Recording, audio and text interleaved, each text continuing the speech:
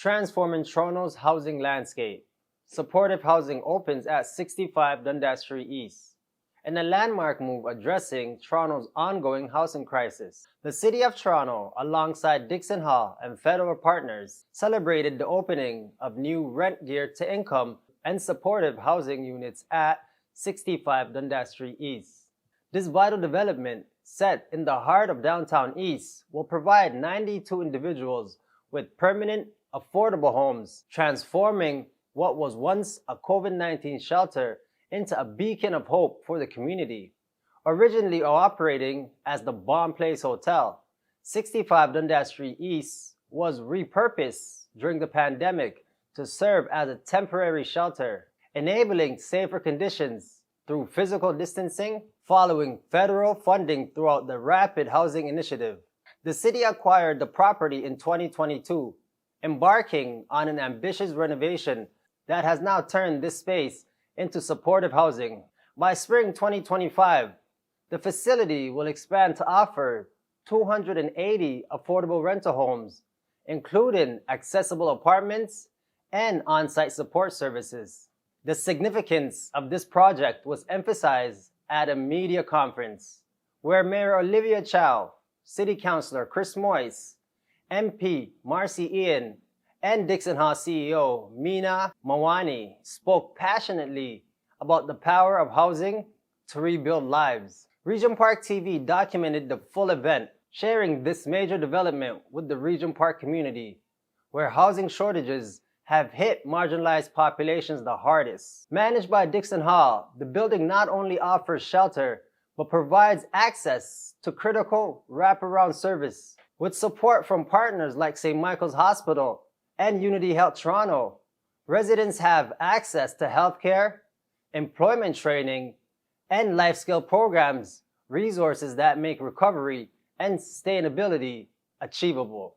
This opening marks a significant step in the city's commitment to addressing homelessness in Toronto. It's a shining example of what collaboration can achieve and a call for continued investment to meet the ever-growing needs of Toronto's vulnerable communities. Now join us for the full ceremony at 65 Dundas Street East on Regent Park TV. So good morning, everyone. Thank you for being here with us today. My name is Moise. I'm the City Council for Toronto Centre, Ward 13. And today I'm joined by the Honourable Marcy Ian, Minister of Women and Gender Equality and Youth, and our Mayor, Olivia Chow, and Meena Mawani, Chief Executive Officer of Dixon Hall. Before we begin, I'd like to take a moment to acknowledge the land we are on is the traditional territories of many nations, including the Mississaugas of the Credit, the Anishinaabe, the Chippewa, the Haudenosaunee, and the Wendat peoples, and is now home to many diverse First Nations, Inuit, and Métis. We also acknowledge that Toronto is covered by Treaty 13 with the Mississaugas of the Credit. As a Caribbean Canadian, I'm committed to continually acting in solidarity with our African, Caribbean, and Black communities seeking freedom and reparative justice in light of the history and ongoing legacy of slavery that continues to impact our communities across Canada. As part of this commitment, I would also like to acknowledge that not all people came to these lands as migrants and settlers. Specifically, I wish to acknowledge those of us who came here involuntarily, particularly those brought to these lands as a result of the transatlantic slave trade and slavery. In support of the City of Toronto's ongoing efforts to confront anti-Black racism, I pay tribute to those ancestors of African, Caribbean, and Black origin and descent. The demand for affordable housing across our city is high, and as the local representative, I have been committed to increasing the number of affordable housing options in the downtown east and throughout the City of Toronto. As the demand for shelter space in our city continues to reach unprecedented levels, I remain steadfast in my belief that the only solution to end the chronic homelessness lies in ensuring the availability of and access to affordable and supportive housing. This project at 65 Dundas Street East, formerly known as the Bond Street Hotel, is a accumulation of the hard work, and the investments of the city and the federal government to build more affordable housing.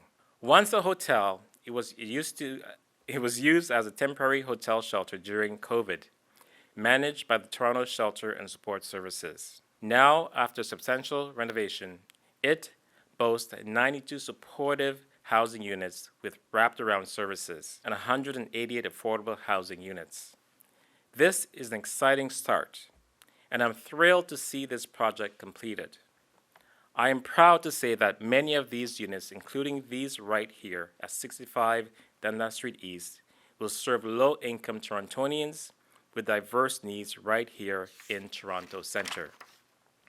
I want to congratulate and express my gratitude to Dixon Hall, a valued service provider in Toronto Centre, that has been selected as the operator for this site. I'd like to thank Abby Bond and her team in the Housing Secretariat, Mina Mawani and her team at Dixon Hall, as well as Minister Ian and the federal government for being partners with us in this endeavor. I'd also like to thank Toronto Shelter and Support Services for their excellent management of this site during and after COVID-19, as well as the successful transition of clients from the shelter program into the supportive housing program. The city is doing all we can to carry the enormous weight of the housing crisis, but we simply cannot do it alone. There is an urgent need for all levels of government to invest in housing supplies and programs that have strong and successful track record, such as supportive housing. Together, we can ensure everyone has a place they can call home, not just any home, but one that is safe, affordable, and supportive for their needs. Thank you. And now it is my pleasure to invite the Federal Minister of Parliament for Toronto Centre and Minister for Women, Gender Equity and Youth, the Honourable Marcy Ian.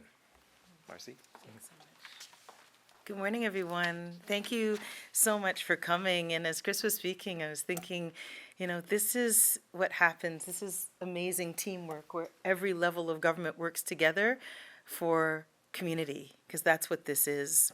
Good morning. Bonjour à tous. Chris, thank you so much for the beautiful land acknowledgement. So here in Toronto, as Chris mentioned, people are struggling to meet one of the most basic needs, keeping a roof over their heads. At a time when so many people need it most, our government acted swiftly and dedicated more funding to the Rapid Housing Initiative to quickly and urgently build new affordable housing right across the country. It's about helping Canadians build the life they deserve in a home that actually meets their needs. It's also about investing not just in the health and well-being of Canadians, but also their futures. Today, on behalf of Minister Sean Fraser, I am announcing that the federal government has invested more than $123 million thanks to the first and second round of the Rapid Housing Initiative to support the conversion and renovation of this former hotel, the Bond Hotel, into 280 affordable homes. This project is a significant step forward in our ongoing efforts to tackle the housing crisis. By repurposing this building, we are not only providing essential housing, but also fostering a sense of community, which is so important, a sense of stability for individuals, for families. I want to express my deepest gratitude to the City of Toronto, all our partners, our stakeholders, community members who have worked tirelessly to bring this project to fruition. Your dedication and hard work are literally changing lives, so many of them for the better. 92 people so far have moved into supportive housing units. And I want to underscore what that means. That means that no more than 30% of their income will go to rent. With investments like this one, the one we're announcing today, we're investing in affordable housing, we're investing in a better Canada, a fairer Canada, a more inclusive Canada. Merci beaucoup. Thank you so much. And now I'll call Mayor Chow to the podium. Thank you. Good morning. It is still morning. It is getting cold out there. It's getting wintry, blustery. For the 80 plus, 90 people that was homeless, they may have slept in a tent for 2 winters at Allen's Garden, or they may have come in from the ravine. They now have a roof over their head. They now have a washroom. They now are warm inside, which means that they can get back up on their feet. It means that they can also get the counseling and the support that they may need. And they could cook together. They could eat together. They could form a community together and feel that they've finally found a home. And for many of them, this is their lifeline, that they're able to find a place here. Now, during COVID time, some of them might have lived in this hotel, but it was always a shelter. It's not really their home. They know that they will have to move eventually. Sometimes, if there are things that are not quite right, they get booted out, or because they didn't have a place to cook, they've never learned how to connect with each other or cook together. All of this is different now. They now have a place where they call home. They now have a community. So the wraparound services, which is funded by the provincial government, given by Dixon Hall, is very important. With the federal government funding, with the City of Toronto, the Rapid Housing Initiative, repurposing the building. Now there's another piece that's exciting. We know that there's 80,000 people on the wait list for affordable housing. We heard today that there are record number of people using food bank. Why? Because it's so expensive. The rent is so expensive. Even if you make $50,000 a year if you have a kid, or that you're single, you are working minimum wage, or even above minimum wage, you can't sometimes afford the rent. Or, by gosh, if you got laid off or you got sick and you can't earn that money, you're out. You are evicted. Then you can become homeless. And here we will have, by spring 2025, that's when it gets warmer, in a few months' time, there will be 280 rental homes. Okay, so 280 rental homes and 92 that are homeless that are now moved in. This is what a partnership can do. This is when we collaborate with each other, all levels of government, plus an agency like Dixon Hall, which has a nonprofit. And I know your Dixon Dishes raise a lot of money every year to support the work. So it's really the community, the nonprofit groups, it's private donors, it's all levels of government coming together. And and of course, a very supportive councillor. They've been urging everyone to work together. This is the result of it, and this is what hope is all about. We're seeing it, we're witnessing it, we are feeling it, because we're warm inside. So congratulations to the entire team, and I look forward coming spring 2025, where more people are moving in. So congratulations to all of you, and to those 92 folks that have made this their home, no longer having to worry about homelessness. So it's a great day. Thank you, Mayor Chow. And now I'd like to call the Executive Director of Dixon Hall, Mina Mawani, to speak. Thank you. Thank you.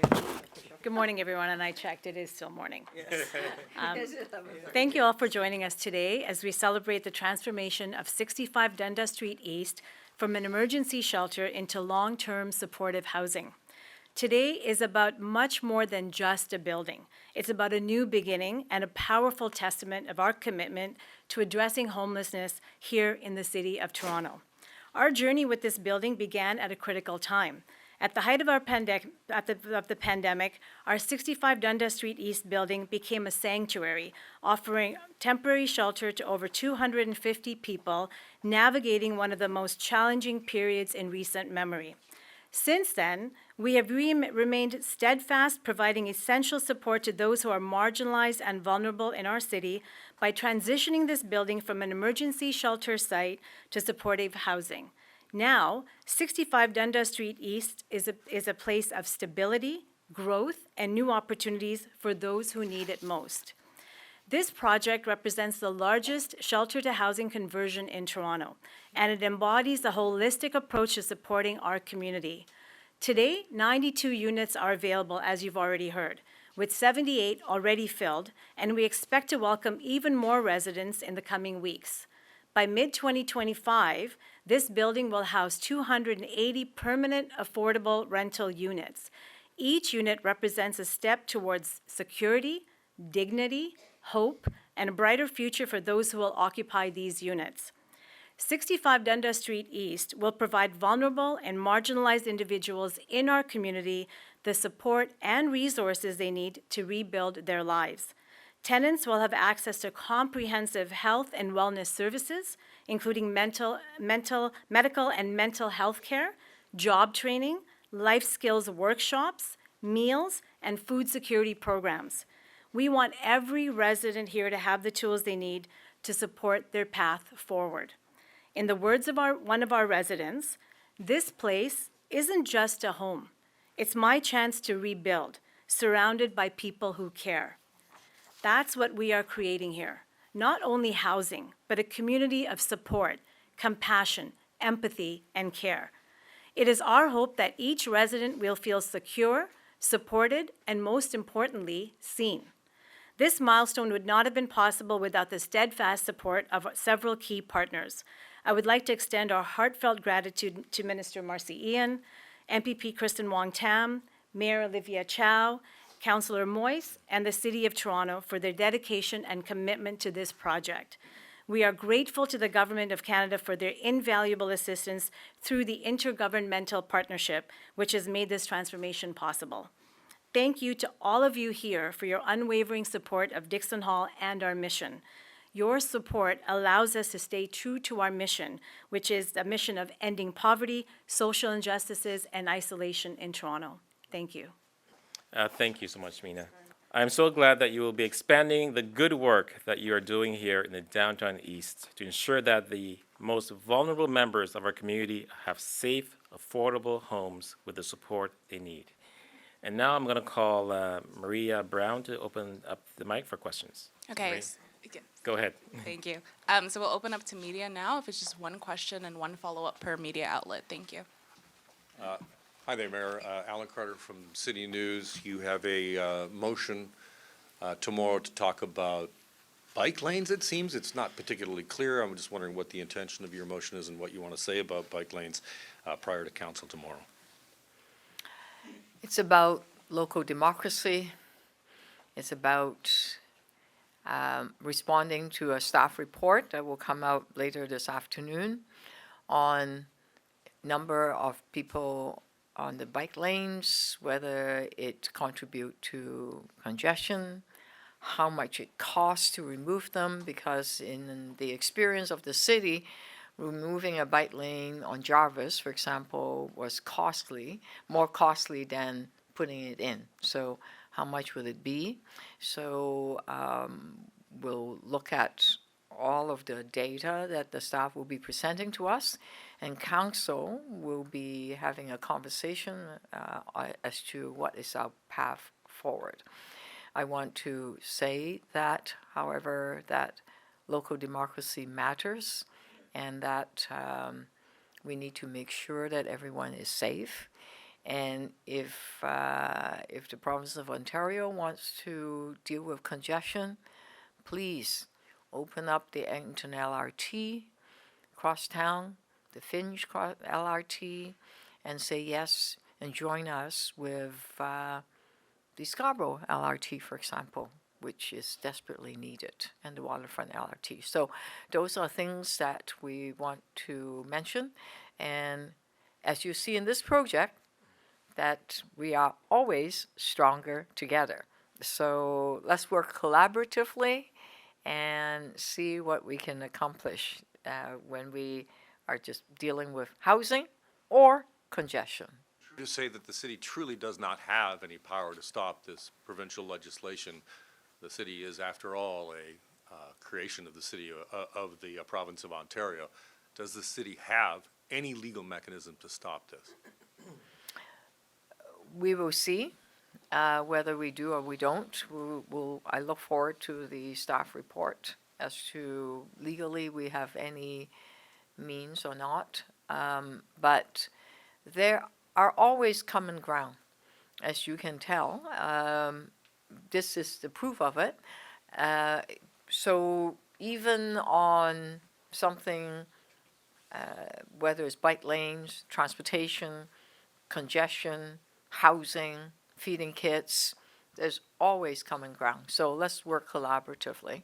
But legally, I'm not sure. We'll see. Mayor Chow, on that note, you are actively pursuing New Deal 2.0 with staff and the province.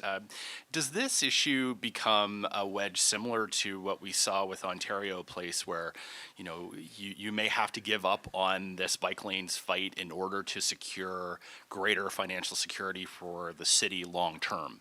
Safety always come first. And we do know this year has been brutal for cyclists.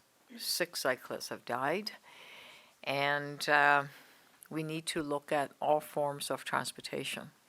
So cycling, whether it's electric or manual, is one form of transportation. So is public transit, and so are vehicles. So we'll look at all forms of transportation. We're working hard on dealing with congestion, as you've seen various reports. And in terms of common ground, what the first New Deal dealt with was the Garner, right, and the DVP. That deals with transportation. It also talked about TTC and the importance of being able to fund the TTC when the LRT opens. It's not open yet, but the money is there so that when it opens, we can move forward. The funding also talks to, in the New Deal, a new subway car. We're still waiting for the feds. I hope that they are coming on site soon for Line 2. So there are, whether it is feeding kids or building more housing or getting Toronto moving, those are things that they are common ground and that they will continue to have common ground. As to cycling is one aspect of it, and it's not in any, quote, deal. Mayor Chow, I wanted to ask you about an incident that took place late last night. 23 people arrested. Seems like quite a wild shootout on Queen West. I'm wondering if you've received any more information from police on this and just generally your reaction to it. Yes, I spoke to the chief before arriving here, and I extended my gratitude for his officer acting swiftly and that no one was hurt in terms of the officers, and the situation is evolving. There's more investigation going on, and he is going to have a press conference quite soon. And there'll be a lot more details there. Mayor Chair, just following up on Sean's questions there, we have seen in the past previous mayors and councillors have a bit more adversarial relationship with the province and fought them over things like public health cuts. Has that New Deal and the relationship you have with the Premier as a result of it, has it made it harder for you to fight things like this bike lane plan? I am not one that would back down when it comes to safety. And literally, some bike lanes save lives. I've been involved in 2 bike accidents on Bloor when I was younger. I got doored on both sides. And doored meaning, pardon me, is a shorthand for someone opening the door while I have the right of way I was cycling. That was prior to the Bloor bike lane. This was on Bloor and Bedford. So having bike lanes, could I have been more hurt? Probably, but I'm glad I wasn't hurt. I got cut and got bruised up, banged up a bit. This is quite a few years ago, prior to the bike lanes. So having bike lanes is safe for the cyclists. Also encourage more cyclists coming in. If you look at the bike share number, there's a tremendous number of people that have now taken up cycling. They may not even have a bike. They just rent a bike, through bike share. So that is very helpful in dealing with congestion. So we will continue to negotiate with the province, and we will see where we go. This issue will have some discussion at council starting tomorrow or on Thursday, and we'll see what council decide to do. The Premier's messaging on this, his argument is that only about 1% of people in Toronto cycle to work. People have raised some questions about that number. It sounds like you're going to present, or the city's going to present, its own numbers today. Has the Premier been mischaracterizing this situation? Well, the number that he may be using, it's the Greater Toronto area, and it's 2011. So there might be different numbers. So you see actual numbers from our city report that should come out later today. Any Mayor, question? Yep. yeah, Global Television. I have a question regarding the Toronto Island ferries. Not so much the passenger service, but are you aware that the vehicle transport ferry is out of service? Yes. So you've been briefed on that. What's the city going to do in the event of a fire or another emergency that would require extra vehicle transportation from the mainland? Anguilla is very old. There's a mechanical problem, and it's being fixed. It'll be fixed very shortly. So it's a day or 2 days, couple of days. So it's not immediate. So you're expecting Now, yeah, so service back in a couple of days? At most. It's not, quote, indefinite. Definitely not indefinite. By gosh. Now, as you know, that Anguilla was built in the 50s, and they've been looking since 2019 in replacing the Anguilla. Finally, a few months ago, we were able to put the order in for electric ferry that will carry vehicles. But it takes time for the ferry to be built, and we're still exploring whether we can lease some extra support later, especially in the spring. But right now, it's being fixed. It will be fixed really quite soon. Thank you. That concludes the media portion. Media is welcome to join us upstairs next to the lobby for the ribbon cutting. Ah, ribbon. Yay. Thank you. Don't forget to like, comment, share, and subscribe to our YouTube channel. And please follow us on our social media platform. For more information, you can check out our website,